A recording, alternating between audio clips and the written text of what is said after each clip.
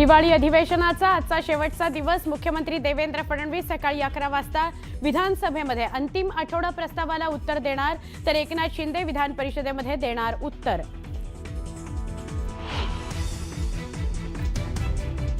एकोणीस डिसेंबरला देशाच्या राजकारणामध्ये मोठी घडामोड घडणार। काँग्रेसचे ज्येष्ठ नेते पृथ्वीराज चव्हाण यांचा दावा, पंतप्रधानपदी मराठी माणूस बसणार असा भाकीत।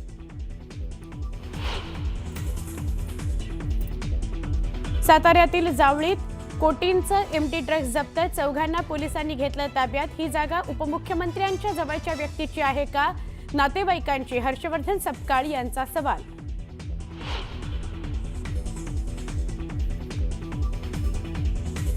रायगडच्या पेणमध्ये ईव्हीएम मध्ये ठेवलेल्या स्ट्रॉंग रूम मध्ये उंदरांचा वावर, उंदरांनी उघडला स्ट्रॉंग रूमचा दरवाजा, सीसीटीव्ही मध्ये उंदरांचा प्रताप।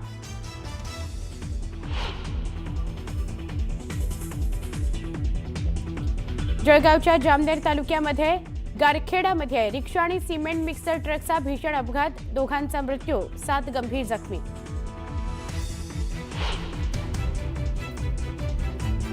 कोलकात्यामधील गोंधळानंतर हैदराबादमधील कार्यक्रमात मेस्सीने घेतला सहभाग, सीएम रेवंत रेड्डी आणि राहुल गांधींच्या उपस्थितीवर भाजपने उपस्थित केले सवाल।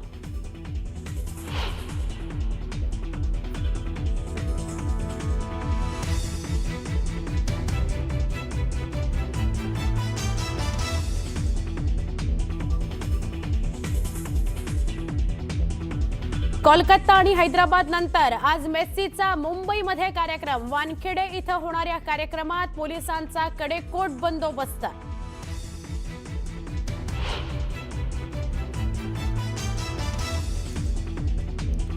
नवी दिल्लीमध्ये श्वास घेणंही बनलंय मुश्किल, सरकारनं जारी केले कठोर नियम, ट्रक आणि सगळ्या प्रकारच्या बांधकामांना घातली बंदी।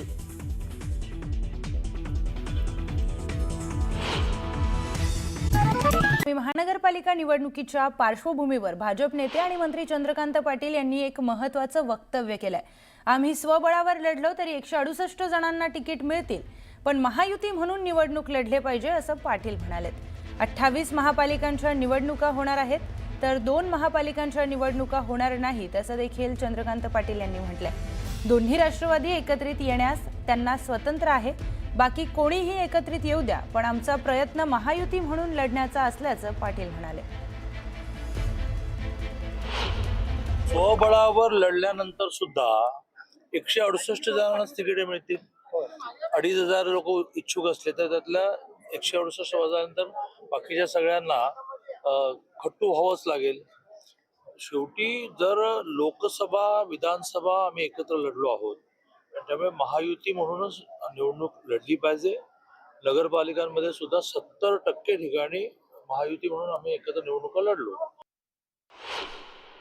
महानगरपालिका 2 महानगरपालिकांची निवडणूक होणार नाही असं दिसतंय, कारण त्यांनी रिझर्वेशन अबोव 50 केलं, ते करेक्ट करायला लागेल त्यांना। 28 महानगरपालिका हा आमच्या दृष्टीने तसा कोऑर्डिनेशनला सोपा विषय आहे, त्यामुळे आम्ही महायुती म्हणून लढू। जिथे आमची ताकद आहे तिथे आम्ही जास्त लढू, पण काही प्रमाणामध्ये त्यांच्या क्षमतेप्रमाणे सहयोगी पक्षांना तिकीट द्यायला लागल्यानंतर नाराजी होईल। आमच्याकडे नाराजांना समजावण्याची खूप मोठी व्यवस्था आहे।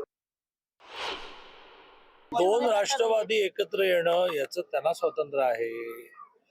राष्ट्रवादी पवारसाहेब आणि